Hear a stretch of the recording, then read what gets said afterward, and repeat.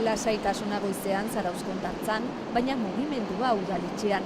Udaleko eta Sur Federazioko ordezkariak komunikabideen aurrean agertu dira, igandean gertatutakoaz hitz egiteko.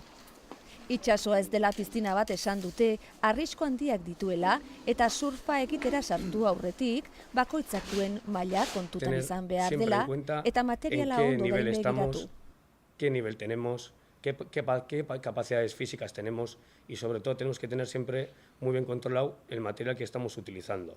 Surfa egiteko aholkuekin eta kontuan hartu beharreko arauekin diptikoa prestatzen ari zen udala, hain zuzen ere, istripua gertatu aurretik, kasualidadea izan da. Diptiko bat zeinean esaltzen dugun, Zarautzko itsasoaren egoera edo Zarautzko hondartzak ze ezaugarri dituen, eta gaurko berez programatu geneuken prentza aurrekoa honetan, topatzen gea egoera honekin. Igandean zer gertatu zen inork ez dakiela argi utzi nahi izan dute, oso arraro omen da surflari bat itotzea, ez da azken 40 urtetan gertatu.